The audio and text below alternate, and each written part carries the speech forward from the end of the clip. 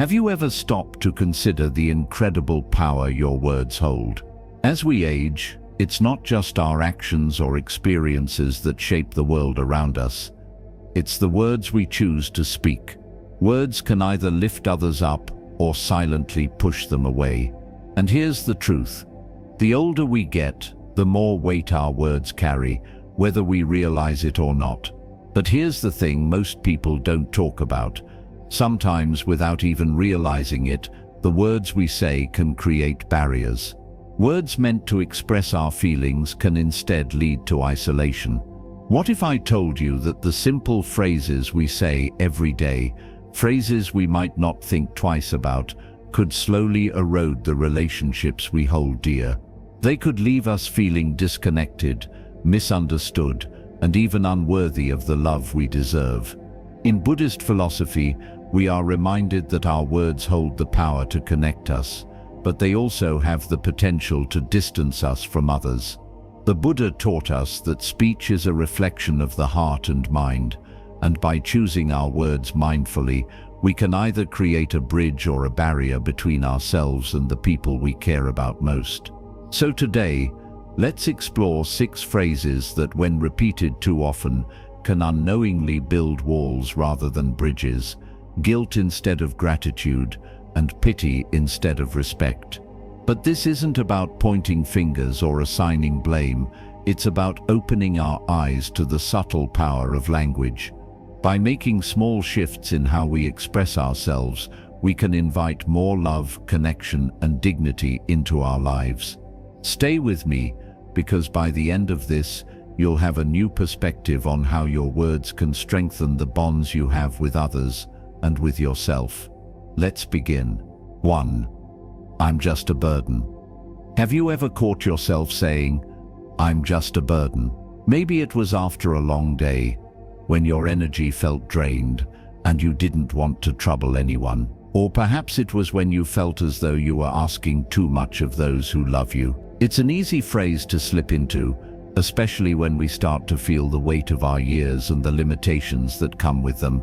But have you ever stopped to consider how these words affect those around us? In Buddhist teachings, there's a profound understanding of the interconnectedness of all beings. We are not isolated. We are part of a vast web of relationships, love, and shared experiences. Our existence is meaningful, not because of what we do, but because we are inherently valuable. When we say, "I'm just a burden," we are diminishing that value, not just to ourselves but to those who care for us. Let me share the story of Miriam, a woman in her late 70s who had spent her life giving to others. She raised her children with love, cared for her community, and always made sure to lend a helping hand whenever someone was in need. But as the years passed, she began to lose her independence. Health issues made everyday tasks difficult, and Miriam found herself relying more on her daughter, Helen. Over time, Miriam would often look at Helen and say, "I'm just a burden to you now. You have your own life." Helen, though a devoted daughter, felt her heart sink every time she heard those words. She loved her mother deeply and was more than willing to care for her. But hearing her mother call herself a burden made her feel helpless. It made her question if her love and efforts were enough. In truth, Miriam's words, spoken out of frustration and fatigue, created emotional distance. They made Helen feel like she was failing her mother, even though all she wanted was to be there for her. You see, when we say, "I'm just a burden," we are projecting a sense of worthlessness that doesn't truly reflect who we are. Buddha teaches us that we are not defined by our limitations, but by our ability to grow, to learn, and to share love. The act of accepting help is not a sign of weakness. It is a shared opportunity for connection and mutual care. Imagine if Miriam had said instead, "Thank you for being here. It means so much to me." With those words, she would have acknowledged her vulnerability while also affirming the love her daughter was offering. She would have given Helen the gift of knowing that her presence was not a burden, but a blessing. As we age, our relationships shift, and it's natural to need help. But let's remember that we are not burdens. We are beings with decades of wisdom, love, and stories to share. Every wrinkle, every gray hair tells a tale of a life well lived. And in those moments when we feel like we're asking too much, let's choose words that reflect gratitude and connection instead of self-doubt. So I challenge you today to examine your language and ask yourself, when you need help, how can you express your gratitude? How can you invite love and connection into your life instead of pushing it away? You are worthy of care and respect, not because of what you can give, but because of who you are. 2. Back in my day. Have you ever started a sentence with "back in my day"? It's a phrase we've all probably used at some point, often with good intentions. We want to share our experiences, our wisdom, and the lessons we've learned over the years. But have you noticed how, more often than not, this phrase tends to create distance instead of connection? It may be harmless in our minds, but to someone younger, it can sometimes sound like a lecture, a reminder that their world isn't quite as good as the one we once knew. Let's take a moment to reflect on this.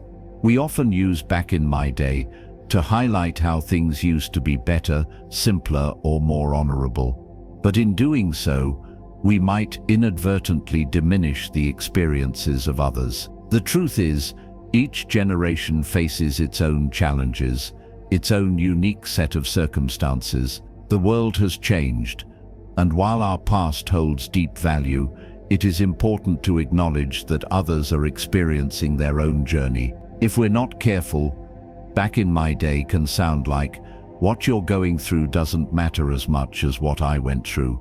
Take the story of James, a 72-year-old man who, after hearing his granddaughter talk about the pressures of modern life, said, "Back in my day, we didn't complain. We just worked hard and got things done." His granddaughter, Sophia, who had been juggling a demanding job while taking care of her young family, felt a wave of frustration. She wasn't complaining about her situation. She was simply trying to make sense of it, to find balance. But James' words made her feel as though her struggles were trivial. Instead of feeling heard, she felt dismissed. Eventually, she stopped sharing her difficulties with him, not because she didn't want his wisdom, but because it felt like her reality wasn't valued. Buddhism teaches us to practice mindfulness and compassion. It asks us to listen deeply, to truly understand the experiences of others without judgment. When we use phrases like "back in my day," we can unintentionally block that flow of understanding. Instead of offering wisdom, we may come across as telling others that their path isn't as valuable as ours. So what's the alternative? What if, instead of comparing, we simply shared our experiences from a place of curiosity and empathy? Imagine if James had said, "I remember facing something similar once. Would you like to hear about it?" In that simple shift, he would have invited a conversation rather than shut one down. His story would have become a bridge between their two worlds, allowing Sophia to feel seen and heard, without feeling judged. And that's how connection happens, through mutual respect, curiosity, and understanding. By replacing "back in my day" with phrases that invite conversation and offer understanding, we create a safe space for others to share their thoughts and struggles. The wisdom we carry from our years of life experience becomes more powerful when it's offered with openness, not comparison. So ask yourself, when you find yourself tempted to say, "back in my day," how can you change your words to invite connection instead of judgment? How can you share your stories in a way that respects the journey of those around you, without dismissing their own experiences? 3. What's the point? Have you ever asked yourself, what's the point? Maybe it was during a moment of fatigue, or perhaps when life felt like it had lost its spark. It's a question we all ask from time to time, especially when we face struggles or feel overwhelmed. But have you ever considered how often we say it, and how it might affect those around us? "What's the point?" can sound like a moment of vulnerability, but when repeated too often, it begins to carry a heavy weight, one that can drain the energy from the room and make those who care about us feel helpless. In Buddhist philosophy, we are taught that life is full of both joy and suffering. The Buddha himself experienced profound loss, only to find enlightenment through understanding that life's challenges are part of the greater whole. Our experiences, whether they bring us joy or pain, carry meaning. It's not always clear in the moment, but there is always a point. However, when we start to say, "What's the point?" repeatedly, it can cast a shadow over even the brightest moments, making others feel like they are powerless to help. Take the story of Frank, a 76-year-old man who had been the life of every gathering, always telling jokes, sharing stories, and lifting the spirits of those around him. But after the passing of his beloved wife, his demeanor changed. Slowly, Frank began to withdraw, and when his daughter invited him to family events, he'd respond with, "What's the point?" It wasn't that he didn't want to be with them, it was just that he felt a deep sense of loss and hopelessness. His words weren't just a reflection of his sadness, they were a plea for help, a cry for meaning in the face of his grief. But here's where it gets complicated. When Frank said, "What's the point?" his loved ones didn't know how to respond. They tried their best to comfort him, but hearing him voice such hopelessness made them feel like nothing they did could make a difference. Eventually, they stopped inviting him out, not because they didn't care, but because his words made them feel defeated. They weren't sure how to counter the depth of his despair, and so they retreated. Buddhism teaches us that suffering is a natural part of life, but so is growth. The Buddha spoke of the middle path, the path of balance, where we do not cling to despair, but instead find ways to bring purpose and peace to our lives, no matter the circumstances. Instead of saying, "What's the point?" we can choose to ask ourselves, "What could bring me a little joy today?" This shift opens the door to finding small moments of meaning, even in difficult times. It doesn't invalidate the pain we're feeling, but it encourages us to find a glimmer of light, a spark of hope, to keep going. Imagine if Frank had said, "What could bring me a little joy today?" instead of giving in to despair. Maybe his family would have been able to offer small moments of comfort, helping him rediscover a hobby, sharing a meal, or even just sitting in silence together. His question would have invited connection rather than pushing it away. It would have told his loved ones that while he was struggling, he still wanted to be part of life, still seeking meaning even in the small things. So I ask you, when you feel like life is losing its point, how can you shift your thinking? Instead of resigning to helplessness, what could you do today, however small, that might bring you a sense of purpose? Or at the very least, joy. Your words can either keep you in the darkness, or they can open a window to light. 4. You wouldn't understand. Have you ever said, "You wouldn't understand"? It's a phrase we sometimes use when we feel too tired, too vulnerable, or too overwhelmed to explain ourselves. At its core, it's a defense mechanism, a way to protect our emotions or avoid the discomfort of trying to make others see things from our perspective. But have you ever stopped to think about how these words might isolate us instead of bringing us closer to those who want to help? In Buddhist teachings, we learn the importance of mindfulness, presence, and compassion. These principles invite us to listen deeply, not only to our own inner thoughts, but to the experiences of others as well. Connection in Buddhism is not about perfect understanding, but about being open and present with one another. It's about sharing what we are going through, even if we can't fully explain it, and trusting that the person on the other side of the conversation will meet us with empathy and love. Take the story of Eleanor, an 82-year-old widow who had been through a series of health struggles and personal losses. Her granddaughter, Sarah, a vibrant young woman in her 30s, tried desperately to connect with Eleanor. She'd ask about her grandmother's health, offer to help around the house, and even try to get her to join in on family activities. But whenever the conversation turned to something deeper, Eleanor would shake her head and say, "You wouldn't understand." Sarah, though she wanted to help, began to feel shut out.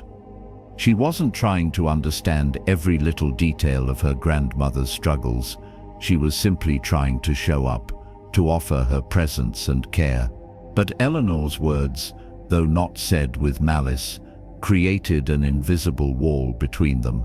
Over time, Sarah stopped reaching out as often, not because she didn't care, but because she felt as though her effort wasn't valued. Buddha's teachings on compassion remind us that connection is not about perfect understanding.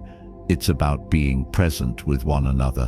When we say, "You wouldn't understand," we not only shut others out, but we also deny them the opportunity to meet us in our vulnerability. We tell them that their empathy isn't welcome, that their effort to connect is futile. Imagine if Eleanor had said something different, like, "It's hard to explain, but I'd like to share if you're open to hearing it." Instead of pushing Sarah away, she would have invited her into the conversation, allowing Sarah the chance to offer her presence and care, even if she didn't fully understand. This simple shift would have honored Eleanor's experience, while also making space for Sarah to show up in the way she knew how. The beauty of Buddhist practice lies in the recognition that connection isn't about perfection, it's about showing up for one another, regardless of how much we understand. When we allow others to enter our world,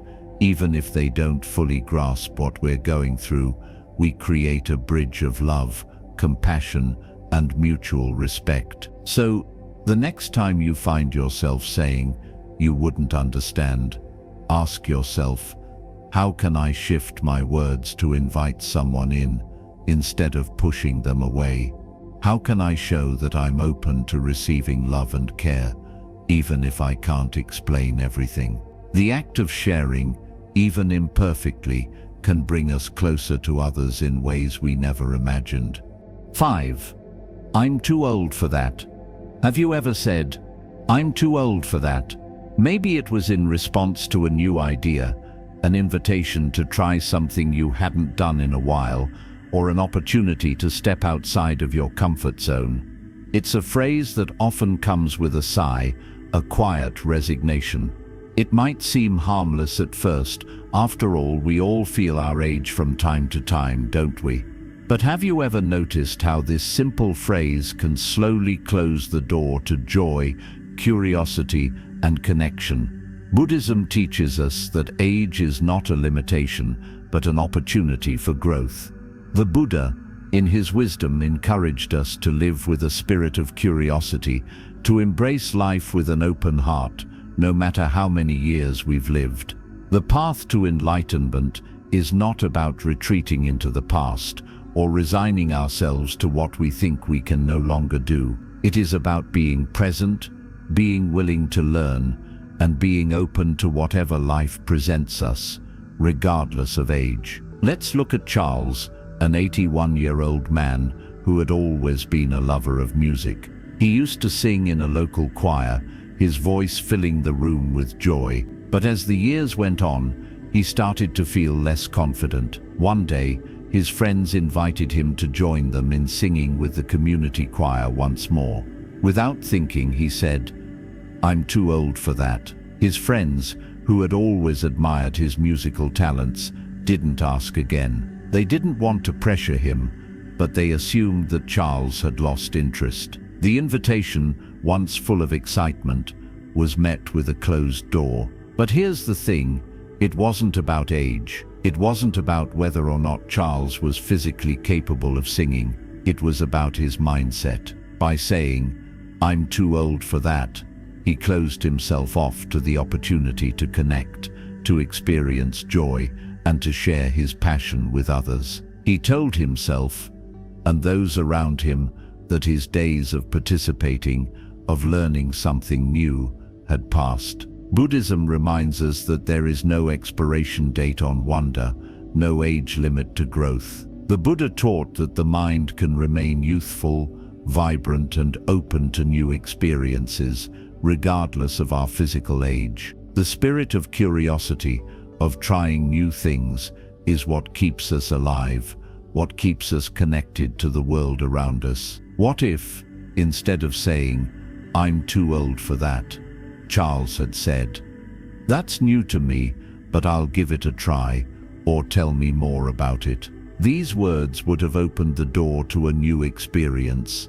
a new connection, and perhaps even a renewed sense of joy. It's not about proving something to anyone.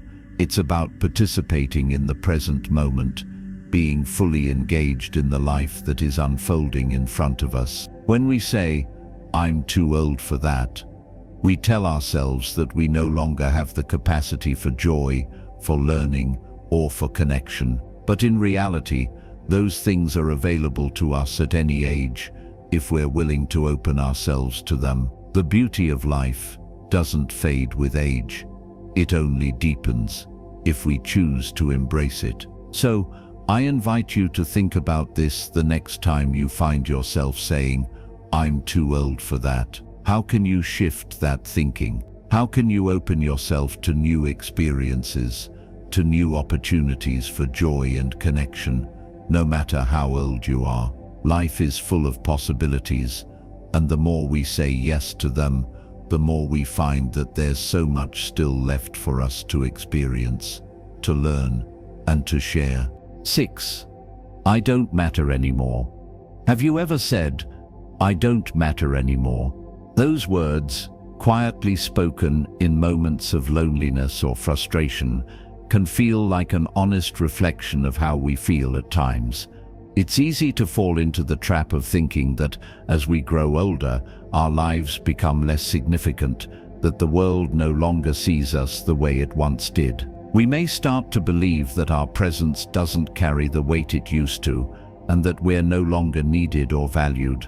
But here's the thing, in the teachings of the Buddha, we are reminded that every life has inherent worth.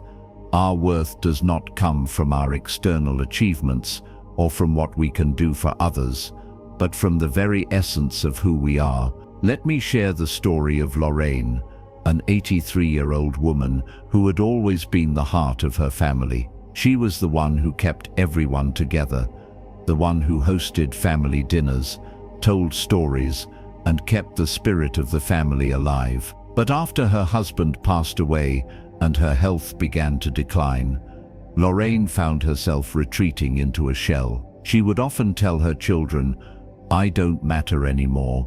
I'm just here taking up space." Her son, daughter-in-law, and even her teenage grandchildren would visit, but every time they heard these words, they left feeling more deflated. They didn't know how to respond, how to reassure Lorraine that she was still deeply loved, that she still had a place in their hearts. Slowly, the visits became less frequent, not because they didn't care, but because they didn't know how to fight against the message Lorraine was sending, that she no longer mattered. In Buddhist philosophy, one of the core teachings is that everything is interconnected. We are not defined by our circumstances or our physical limitations. The value of our lives comes from the relationships we nurture, the kindness we share, and the love we give and receive. The Buddha spoke about the impermanence of life, but he also taught that each moment, each interaction, has meaning. Our lives are full of stories, experiences, and wisdom that others need, that the world needs. And as long as we are breathing, we are capable of contributing, of touching lives in ways we may never fully understand. The issue with saying, "I don't matter anymore," is that it not only denies our own worth, but also makes those around us feel powerless. When Lorraine said those words, her family felt like they couldn't do enough to make her feel valued. They tried to be there for her, but no matter how much love they gave, it seemed as though it wasn't reaching her. They felt like they were failing her, even though all they wanted was to show her how much she still meant to them. But here's the truth. Lorraine still mattered. She mattered not because of what she could do for her family, but because of who she was, because of the love, wisdom, and life she had lived. Every wrinkle, every gray hair, told the story of someone who had experienced the highs and lows of life, someone who had endured and thrived, someone who had shared joy, sorrow, and love with those around her. Lorraine's presence still had weight. It was not her doing, but her being that mattered. What if, instead of saying, "I don't matter anymore," Lorraine had said, "Sometimes I feel invisible, but I want to feel connected"? This shift would have invited her family to meet her where she was, to remind her that she was still an important part of their lives. It would have opened the door for love and care to flow in, not because of anything she could do, but simply because of who she was. Buddhism teaches us that the essence of who we are doesn't fade with time. We may lose our physical strength, our independence, or even our ability to do the things we once did, but our worth is not tied to those things. We matter because of the love we've shared, the wisdom we've gained, and the kindness we continue to offer, even in the smallest ways. We matter because our presence in the lives of those we care about is a gift, no matter our age. So the next time you feel like saying, "I don't matter anymore," remember that you do.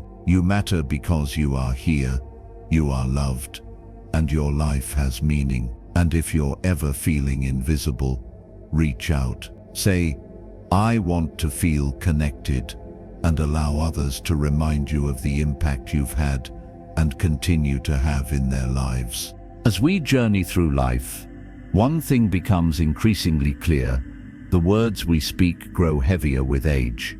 They are not just sounds, they carry meaning, they shape our relationships, and they influence how we see ourselves and others. Through our words, we can either open our hearts or close ourselves off. By replacing phrases that may unknowingly build walls with words that invite gratitude, curiosity, and connection, we can transform not only the way we interact with others, but also the way we experience life itself. Today we've explored 6 phrases that, when repeated too often, can leave us isolated and misunderstood. But remember, the power to shift these phrases into expressions of respect and kindness lies within you. Simple changes in how you speak, whether it's replacing "I'm a burden" with "Thank you for being here," or "What's the point?" with "What would bring me a little joy today," can open doors to deeper connections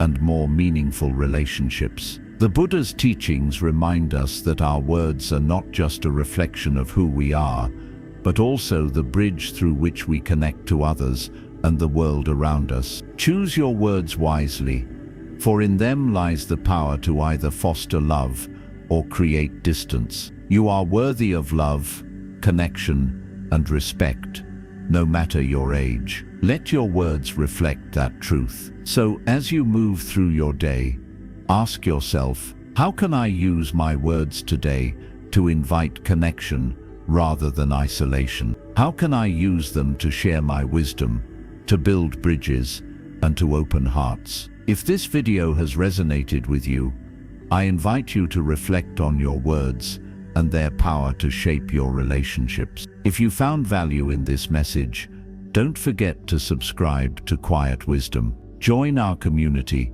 and let's continue to explore the transformative power of Buddhist philosophy together. Remember, your words are your legacy. Choose them with love, intention, and mindfulness. Thank you for being here. I'll see you in the next video.